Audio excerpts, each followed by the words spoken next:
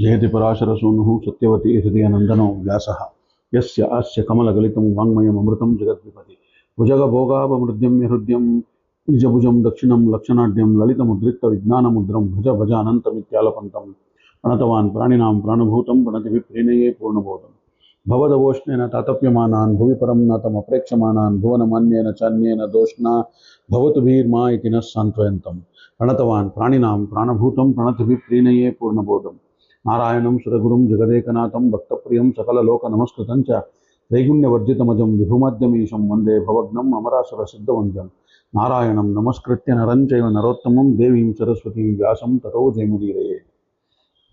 17 ನಾಮಗಳ ಅರ್ಥಾನುಸಂಧಾನವನ್ನು ವಿಷ್ಣು ಸಹಸ್ರನಾಮದಲ್ಲಿ ಇಲ್ಲಿವರೆಗೆ ನೋಡಿದ್ದೇವೆ.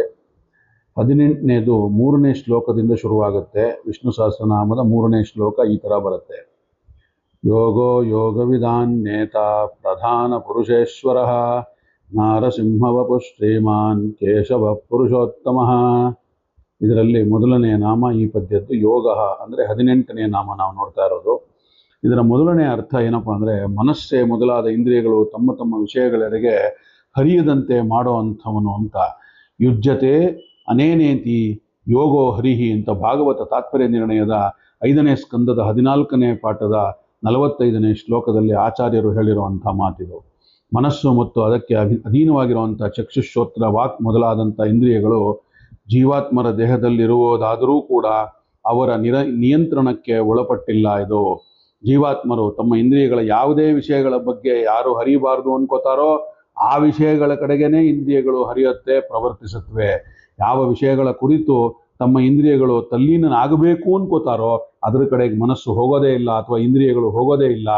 ಹಾಗಾದರೆ ಇಂದ್ರಿಯಗಳು ಆಯಾ ವಿಷಯ ಪದಾರ್ಥಗಳೆಡೆಗೆ ಹರಿಯುವಂತೆ ಪ್ರೇರೇಪಿಸುವಂಥವನು ಯಾರು? ಇಂದ್ರಿಯಗಳನ್ನು ಅವುಗಳ ಅಭಿಮಾನಿ ದೇವತೆಗಳನ್ನು ಪ್ರೇರೇಪಿಸುವುದರಿಂದಲೇ ಪ್ರಾಣ ಅಂತ ಭಗವಂತನಿಗೆ ಹೆಸರು, ಪ್ರಾಣದೇವರಿಗೂ ಹೆಸರು.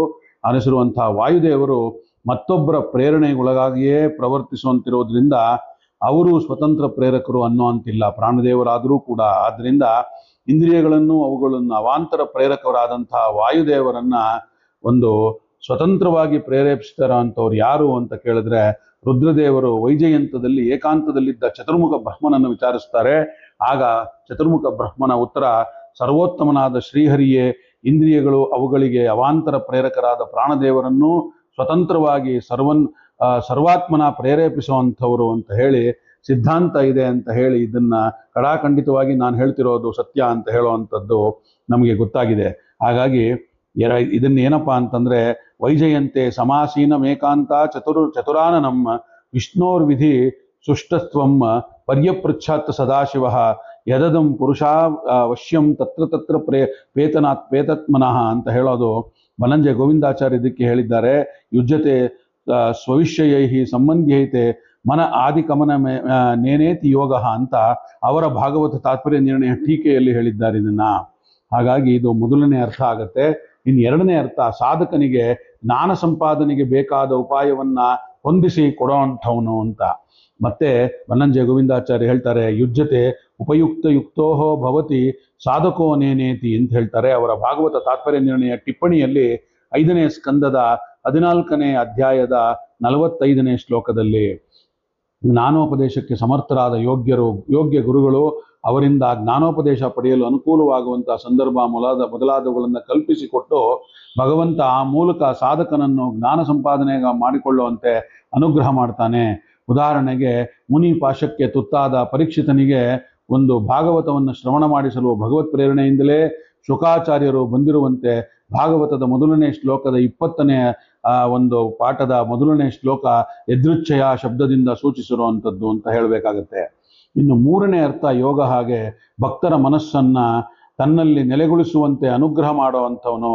ಅನೇನೈವಾಸ್ಮಿನ್ ಭಕ್ತಾನಾಂ ಮನೋಯುಜ್ಯತೆ ಇತಿ ಯೋಗ ಅಂತ ಬನ್ನಂಜ ಗೋವಿಂದಾಚಾರ್ಯರು ತಮ್ಮ ಭಾಗವತ ತಾತ್ಪರ್ಯ ಟೀಕೆಯಲ್ಲಿ 5ನೇ ಸ್ಕಂದದ 14ನೇ ಪಾಠದ 45ನೇ ಶ್ಲೋಕದಲ್ಲಿ ಹೇಳ್ತಾರೆ. ಮುಂದೆ ಆ ಒಂದು ಅಭಕ್ತರಾದಂಥವರು ಭಗವಂತನನ್ನ ಕುರಿತು ಯೋಚಿಸದೇ ಇರುವಾಗ ಭಕ್ತರು ಮಾತ್ರ ಭಗವಂತನಲ್ಲೇ ತಲ್ಲೀನರಾಗುವುದಕ್ಕೆ ಅವನ ಅನುಗ್ರಹವೇ ಮುಖ್ಯ ಕಾರಣ ಅನ್ನೋದು ಇದರ ಅರ್ಥ ಆಗತ್ತೆ. ಇನ್ನು 4ನೇ ಅರ್ಥ ಪ್ರಾಣನಲ್ಲಿದ್ದುಕೊಂಡು ಭಕ್ತರ ಸರ್ವ ಕಾಮನೆಗಳನ್ನು ಈಡೇರಿಸುವಂಥವನು ಅಂತ.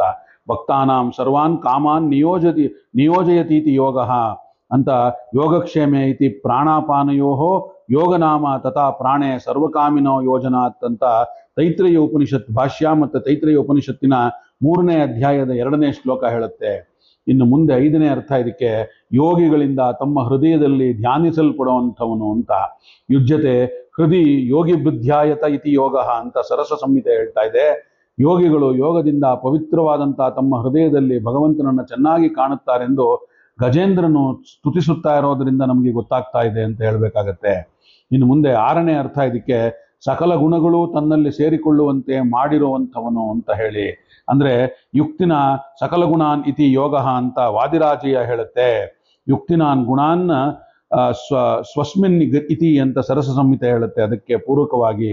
ಹಾಗಾಗಿ ಇನ್ನು ನೆಕ್ಸ್ಟ್ ಮುಂದಿನ ಅರ್ಥ 7ನೇದು ಭಕ್ತರು ಸಂಸಾರವನ್ನು ದಾಟಲು ಉಪಾಯ ಆಗಿರುವಂಥವನು ಅಂತ.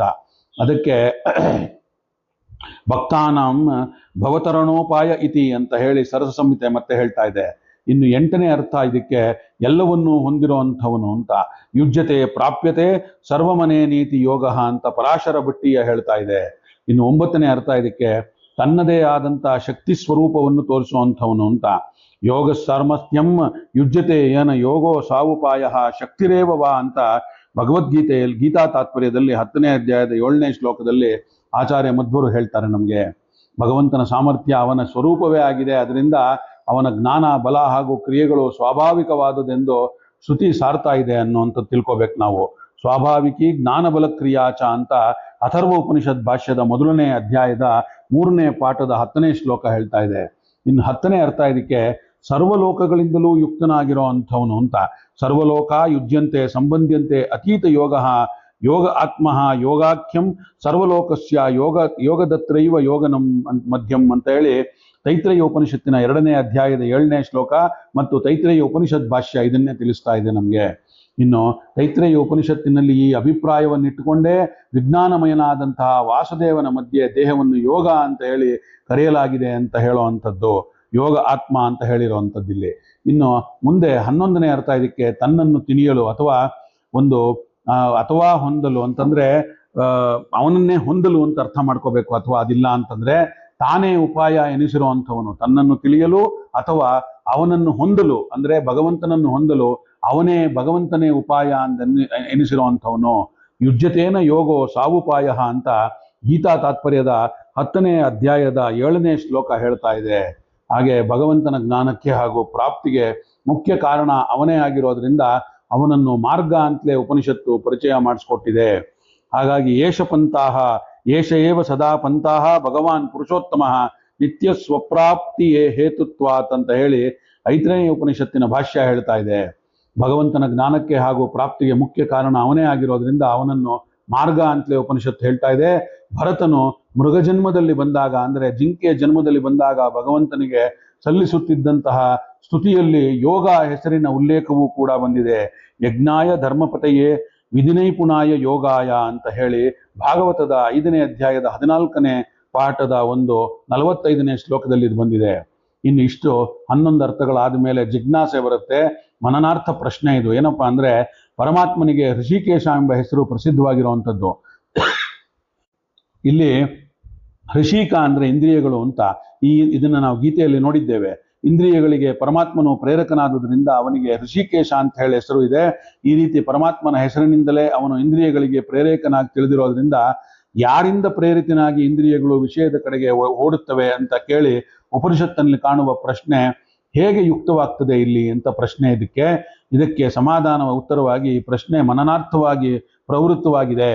ಶ್ರವಣದಿಂದ ತಿಳಿದ ವಿಷಯವನ್ನೇ ಮನನದಿಂದ ದೃಢೀಪಡಿಸಿಕೊಳ್ಳೋದಕ್ಕೋಸ್ಕರ ಈ ಪ್ರಶ್ನೆ ಮಾಡುವುದು ಕಂಡಿರುವಂಥದ್ದು. ಆದ್ದರಿಂದ ಉಪನಿಷತ್ತಿನ ಪ್ರಶ್ನೆ ಯುಕ್ತವೇ ಆಗಿದೆ. ಆದುದರಿಂದಲೇ ರುದ್ರದೇವರ ಈ ಪ್ರಶ್ನೆಗೆ ಉತ್ತರವನ್ನು ಕೊಡುವ ಬ್ರಹ್ಮದೇವರು ಇಂದ್ರಿಯ ಪ್ರೇರಕನಾದ ಹೆಸರನ್ನು ಹೇಳಲಿಲ್ಲ. ಆ ಹೆಸರು ಶ್ರವಣದಿಂದಲೇ ರುದ್ರದೇವರಿಗೆ ತಿಳಿದಿದೆ ಅನ್ನೋದು ಇದರ ಅರ್ಥ ಅಂತ ತಿಳಿಯುವಲ್ಲಿಗೆ ಈ 18ನೇ ನಾಮದ ಯೋಗ ಶಬ್ದದ ಅರ್ಥವನ್ನ ನಾವು ಇಷ್ಟು ವಿಸ್ತಾರವಾಗಿ ನೋಡಿದ್ವಿ. ಇನ್ನು ಮುಂದೆ 19ನೇದು ನೋಡಬೇಕು, ಯೋಗ ವಿಧಾನ್ ನೇತ ಅನ್ನುವಂಥದ್ದು. ಅದನ್ನು ನಾಳೆ ದಿನ ಸಿಕ್ಕಾಗ ನೋಡೋಣ ಅಂತ ಹೇಳ್ತಾ ಇವತ್ತಿನ ಈ ವಿಷ್ಣು ಸಹಸ್ರನಾಮ ಚಿಂತನವನ್ನ ನನ್ನ ಗುರುಗಳಾದ ಬನ್ನಂಜೆ ಅವರಿಗೆ ಹಾಗೂ ಅವರ ಅಂತರ್ಯಾಮಿಯಾದ ಶ್ರೀಮದ್ ಆಚಾರ್ಯರು ಹಾಗೂ ಕೃಷ್ಣ ಪರಮಾತ್ಮನ ಪಾದಗಳಿಗೆ ಅರ್ಪಣೆಯನ್ನು ಮಾಡೋಣ. ಶ್ರೀಕೃಷ್ಣಾರ್ಪಣಮಸ್ತು. ಸರ್ವೇ ಸಜ್ಜನ ಸುಖಿನೋ ಭವಂತು.